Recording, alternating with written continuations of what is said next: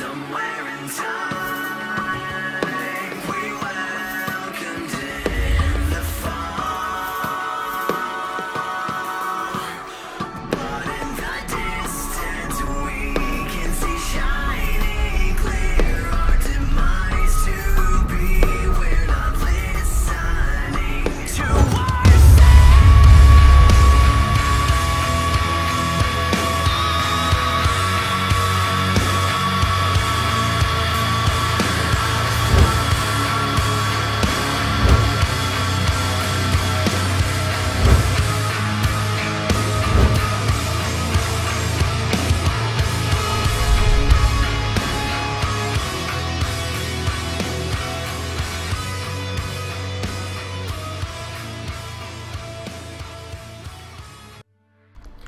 Ladies and gentlemen, welcome to the TLS Qualifier number 5. I am Sale, and with me is Elegant. Hey Sale, how you doing? And hello to all the viewers as well. I am pretty good, Elegant, because I think maybe finally we'll get some non-Zergs in the finals.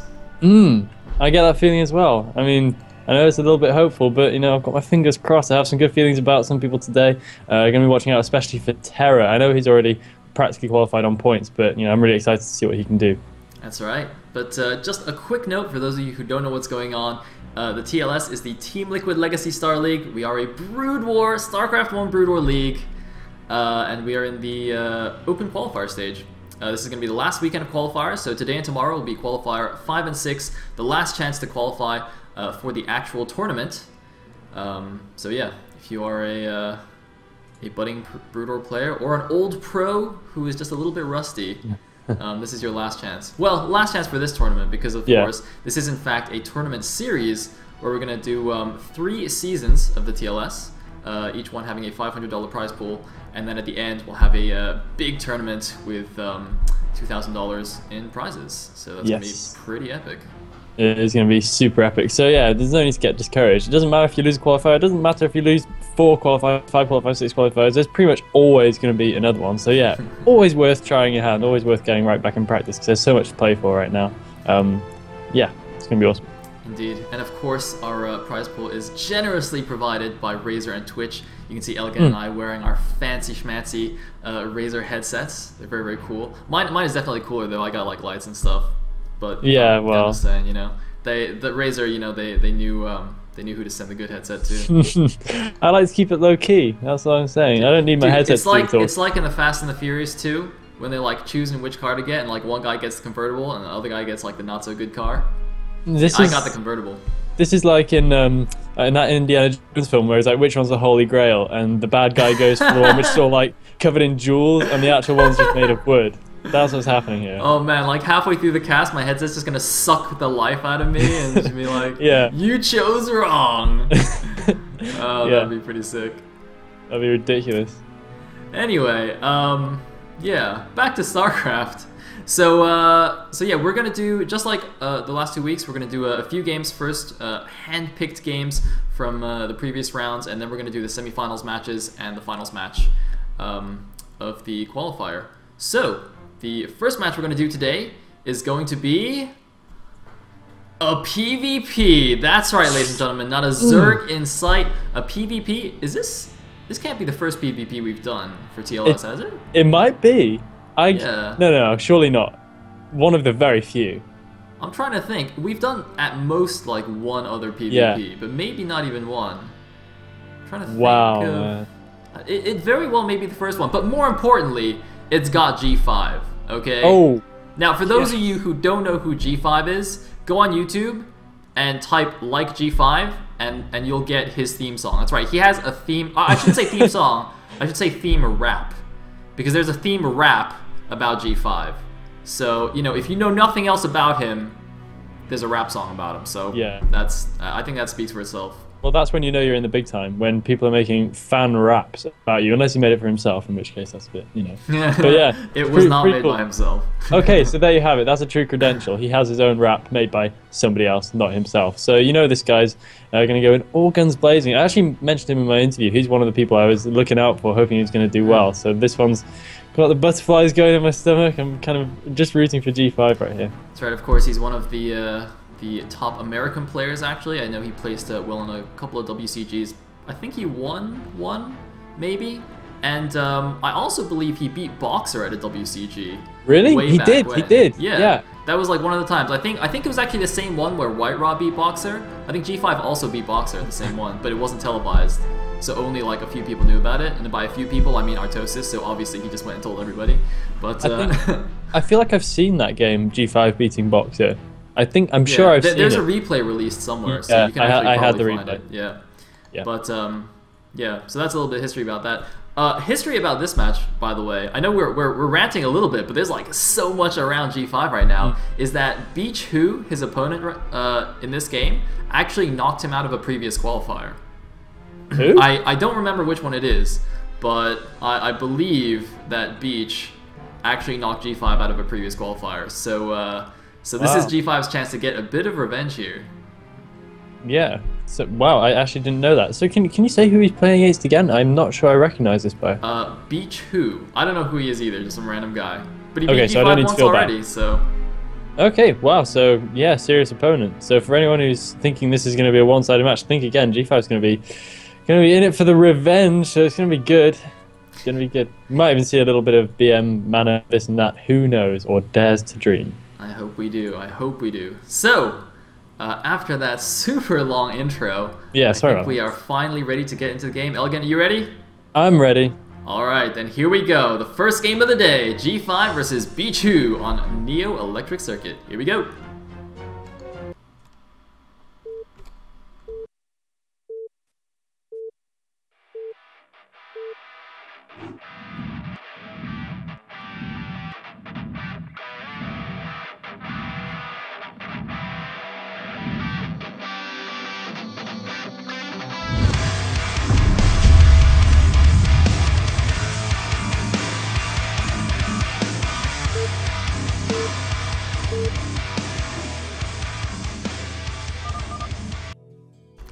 Alright, and here we are in game number 1 on Electric Circuit.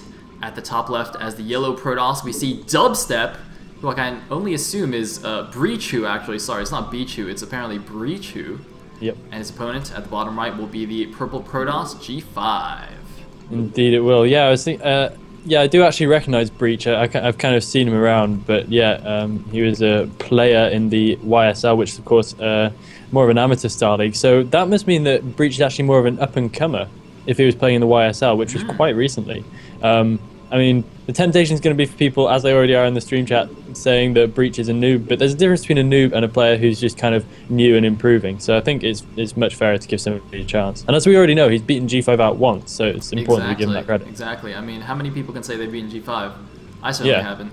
And well, the thing is, if you beat G5, that means that transitively you've beaten Boxer. You've beaten the King, the Emperor. Yeah. So you've basically won an OSL. Yeah, exactly.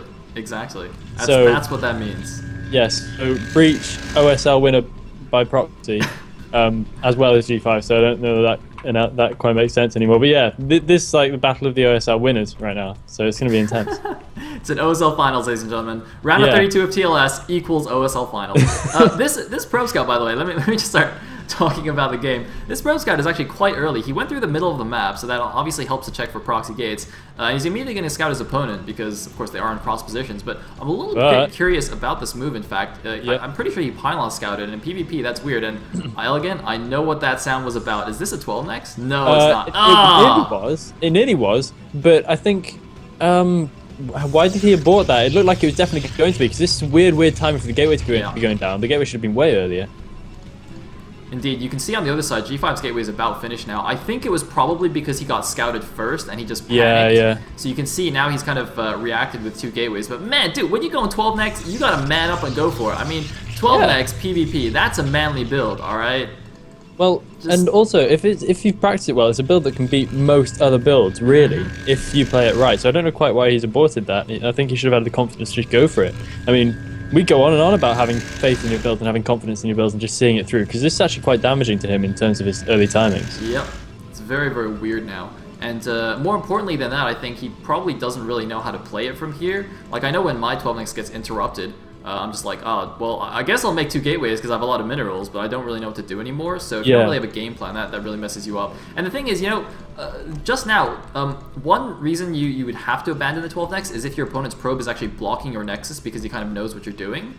But in that case, G5's probe was in the main, and I'm pretty sure that if Breach went for it, he could have just turned down the nexus anyway. So, you know, it wasn't like G5 forced his hand or anything. So yeah, definitely a bit of a mistake there, at least in my opinion. Well, I think so too, and now he's kind of playing off the cuff, which is cool, but it's not necessarily the best thing to be doing when you're playing against G5 in the TLS. Playing off the cuff is not necessarily how you'd want to be doing this. There's kind of speculation that he did this because he saw the early scout, but I think a 9 pylon scout rather from cross positions will still look like a pretty standard timing scout, so I'm not quite sure that that's going to be it. I think maybe he was just hoping he wouldn't get scouted first. Yeah, I guess so. Either way, what's done is done. Meanwhile, it looks like both pro scouts being chased out. G5 just going for the pretty fast 2 gateways here. He's going to put on some early goon pressure. Looks like he's got his robo already as well. So probably just going to get some obs and some reavers out, I would assume. Going 2 gate reaver. Now, note that this map is completely flat everywhere, no ramps or anything to defend. So I do like it when players go for like 3 gate obs. I think that's like, you know, one of the safe go-to builds on this map. But it looks like we actually have some DT action coming out from the Breach. Yeah, and this is interesting from G5 as well, because he's cancelled his Dragoon range. He didn't start his Dragoon range until after his Robo, and then he cancelled it again. I'm pretty sure. That's kind of crazy, and by crazy I mean bad. He must be going... That's very bad. That's really weird. It must be deliberate.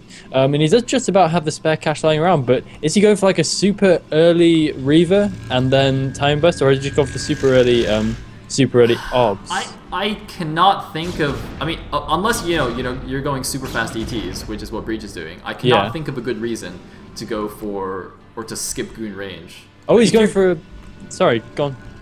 Well, I mean, it's not DTs.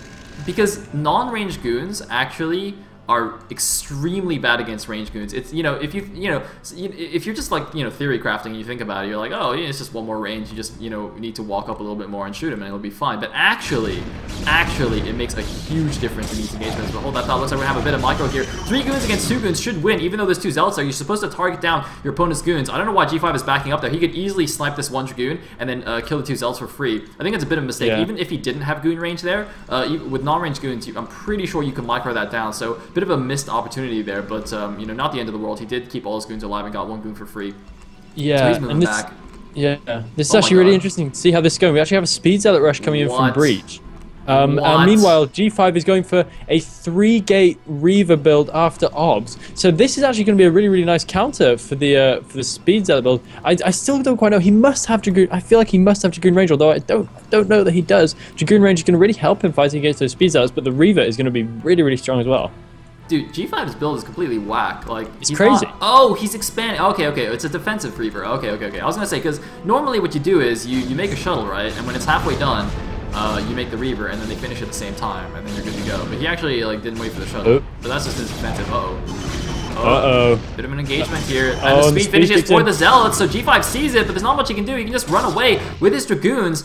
He has expanded already. I don't know if he'll leave that up or cancel it or what. He's making a couple of Zealots in response. He's got his first Reaver on the way. That first Reaver is going to be absolutely crucial. He might actually want to make a shield battery somewhere. Yeah. He doesn't have a pylon at his natural, so maybe just make one in the main here to help keep that Reaver alive. But in the meantime, man, this is really painful for him. And yeah, I still don't know if he's got Goon range or not. I mean, maybe it just finished or something, but I'm trying to just tell from like how far his Goons are shooting, but because obviously there's speed lots there, they keep running up to the Goons anyway, so I can't really tell. Yeah, and I don't think it is done, but I might have kind of missed something, but I'm like 99% sure that it's not done. We do have the first Reaver out now, but he has to make sure he forms a really great block in front of that Reaver, because if that Reaver goes down, he is going to be swamped by speed zealots probably quite rapidly. So that Reaver is going to make all the difference between defeat and victory for him, or defeat and survival right now. Looking at how things are working, Breach's expansion time is going to be a bit behind, but now he's going for the engagement. G5 doing a nice job of throwing down a pylon wall, which is going to help him out significantly in terms of actually defending this. He needs to make sure the Reaver keeps shooting. Oh, beautiful Scarab. Lands right on one of the middle Dragoons, and another great Scarab. Oh, lands right in the middle of all the units again. And G5 is going to be safe for now. As long as he keeps pumping those units, he should be just fine. Yeah, and we do see Breach now taking his own expansion to start poking these back side disruptors. I mean, G5 attacked the side disruptors earlier as well, but I don't really see the point when you don't have units with splash damage, because that's going to take forever to kill with these Dragoons. Like, there's really no point attacking it until you have, like, Archons or Reavers or something. Meanwhile, G5 is coming out to defend this. I don't think that's actually necessary. I think that's actually a bad move. He actually got baited out somewhat. He is bringing his Reaver up. He's got to be very, very careful, because out in the open like this, very, very easy to get that Reaver snipe. He does have a second one in the back. By the way, this kind of pylon wall is very, very smart. It's actually kind of sort of what you need to defend against that kind of speed lot all-in, and it's also part of the reason why speed lot all-ins are generally not used in PvP anymore, because if the other player just gets like one Reaver and blocks it in with pylons and shield batteries and goons, it's very, very difficult to actually make a speed lot attack work. So yeah, I think G5's in a pretty good position right now. Yeah, I think so as well. I mean, his tech's not in particularly bad shape. He's got the Reavers, so he's obviously got the tech advantage for now, at least. I mean, when Templar happens, that's going to be pretty powerful for Breach, but it looks like he hasn't got any real intention of doing that yet. And of course, without any natural expansion, it would have been a little bit tricky to get any kind of Storm tech going. But it looks like G5's actually going to go for it. With 2 Reavers and a Strike Force, he has got about a control group worth of units, but I still don't know if this is a good idea. He might not be able to hold the units off his Reavers long enough for them to make the difference. Oh man, I really hope he doesn't move that shuttle up and get it sniped straight away. That would be pretty funny. Yeah. Well, that would be bad. Devastating. Yeah, absolutely devastating. Somewhat amusing, but terrible for him. But no, it looks like both players are actually going to back up here. It's kind of interesting. Yeah, I mean, it is a relatively small force for G5. Those 2 Reavers are absolutely crucial. Like, if you have really good Reaver control, you can do an insane amount of damage with that. I mean, you know, sometimes when you watch those pro gamer streams, or I guess ex-pro gamer streams on Snipe a lot, you can see it's absolutely insane Reaver micro. Can really turn the tide of battles. But in this case, it looks like G5 is just going to chill at his natural here. Of course, both players also have this back mineral only they can expand to. It looks like they both put a pylon there to kind of spot in case there is any harassment incoming. Looks like Breach now sending an obs into his opponent's base. Just wants to poke around and see what's going on here. I mean, neither player's doing anything drastic, but just teching up and adding gateways and all that good jazz. Yeah, I think looking economy-wise, they're looking like maybe G5's a little bit ahead, because of course he's had that natural expansion nexus for a little while, so he's going to be ahead in terms of probe count. And technologically, I'd say he's probably best off going for a kind of Archon speed zealot focus composition in the near future, because his opponent is going to have very, very little Psystorm, and is basically going to have to try and pump those cheap units, just basically zealots, as much as possible to try and match an army count. So I think if G5 just concocts a nice little composition, he gets some Archons out and keeps pumping those speed zealots, I think he's going to be looking really, really good, because Breach has set himself seriously behind from an early stage here, because I think this was largely an improvised build. I don't know that this was what he originally had in mind. I think you're absolutely right. Meanwhile, Breach has taken his mineral only to try and get back in the game here. It's much faster than G5's. Obviously, G5 hasn't even sent a probe over to take his yet. One thing I'm quite curious about is that whole Zealot Archon thing. I think you're absolutely right, and I don't know why, after having gone for a very fast Citadel, Breach didn't follow up with a fast Archives. He hasn't even taken a second gas yet, so even if he did want to go for some Templars or Archons, he doesn't really have the gas to do it. And that's very, very bizarre. If you look at G5's base, he took a second gas in good time. He's already mined about 500 gas from that, so he can start pumping out those Templars. Templars are, you know, for Storms or Archons, either one is pretty good in this matchup. I think actually in these early smaller engagements, Archons are slightly better just because you don't have that much clumping going on for the Storms. And it's also very, very hard to storm your opponent's zealots so that the storms don't hit you as well, because obviously the zealots are all running up to you and meleeing you. So oftentimes it is just better to go for the Archons. But yeah, I'm really confused about Breach here. I mean, I think his army composition is just going to be pretty messed up going into the mid and late game. I mean, if you just look at G5, he's got the Templars, he's got the Reavers, and, you know, Breach has just got Zealots and Goons, and that's not going to cut it. Well,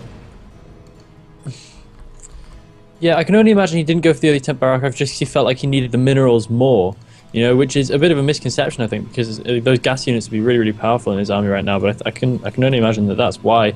Both players are sort of looking around for an engagement a bit, but I think G5's happy to take a defensive position, and Breach knows he can't go in there. I mean, imagine how crushed he'd be if he walked into that line. Yeah, I mean, what can I say? Pretty passive game. I honestly think that's actually favoring Breach a little bit, because he got his third a lot faster, and he's the one who has a definite, you know, tech disadvantage right now. Like, if they engaged right now, I'm pretty sure G5 would crush Breach's army. So this, you know, buying time kind of play is definitely favoring Breach. Well, not really favoring, but kind of allowing him to not die yet, and give him a chance to kind of catch up a little bit on the tech front, which he isn't really doing. He's just now taking a second guess, but hold that thought. Looks like we might actually have the first engagement. Not quite yet. Breach, I think, is very clever here. He doesn't want to engage, and that's absolutely correct.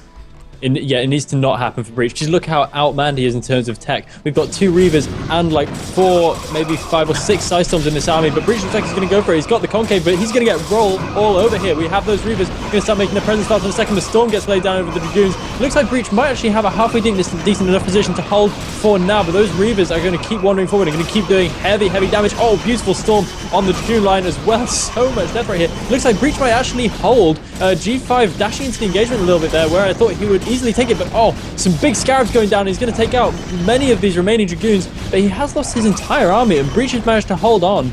So maybe G5 wandering into that rather big concave just a little bit too soon and getting slightly overexcited. He only had 1 engagement angle, and it was not a good one.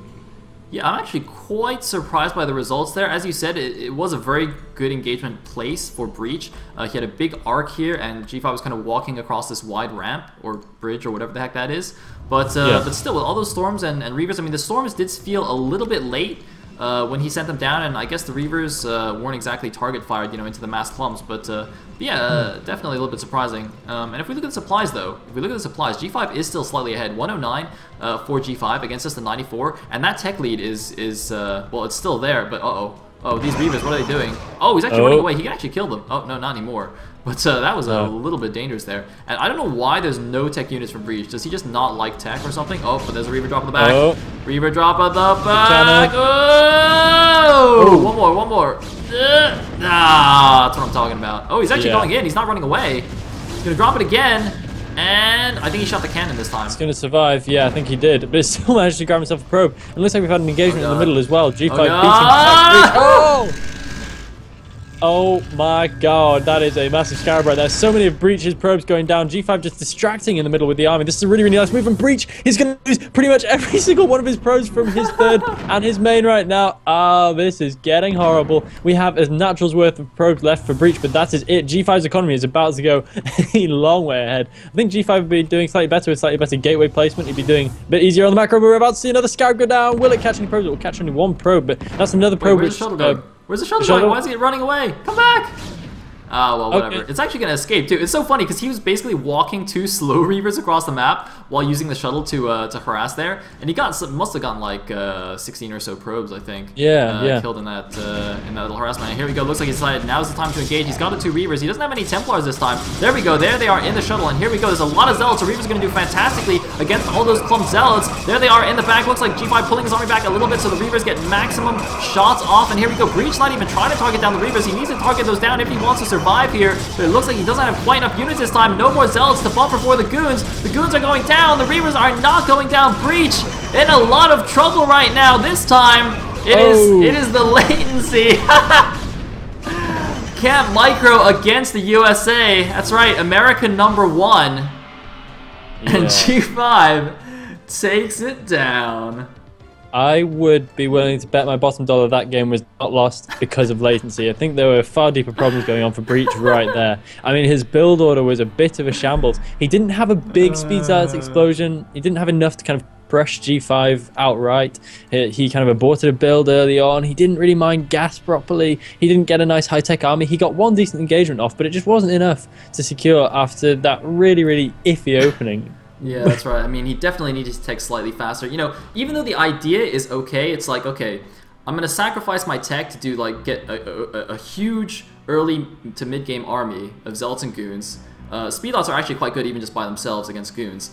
And he's like, all right, maybe I'll just try and overwhelm him just with sheer numbers, and he won't be expecting such a big army. And he did that in the first engagement. He got the good position. I was surprised, but you know what? It was very well executed, so that was good. The problem is you can't stay on that composition, right? Like that might work the first time, but the next time G5 will be like, oh, okay, he's got no tech. He's got this big army. I'll just make sure I engage, in a smaller area, be a little bit more careful, not get flanked, not get surrounded, and I'll be good to go. Because I got 2 Reavers. I mean, what are you gonna do, right? Yeah, I think there's no good reason for Breach to have stuck on that army composition for so long. It worked once, it wasn't gonna work again. G5 was just able to run away with it. So Breach, I think, being a bit quick to blame it all on the latency. I mean, he fought well, but it's not the most dignified way to go down. I like it though, because the normal Brood War player, the average Joe, would blame the lag, but he didn't blame lag. He blamed latency. See? Yeah. He one-upped it. He needed it to be perfect. He needed to be on LAN to actually be a good player. Yeah. See, yeah. normally you have 3 settings, right? You got low latency, high latency, and extra high. He needed extra low latency to actually play that one out, so it's not his fault.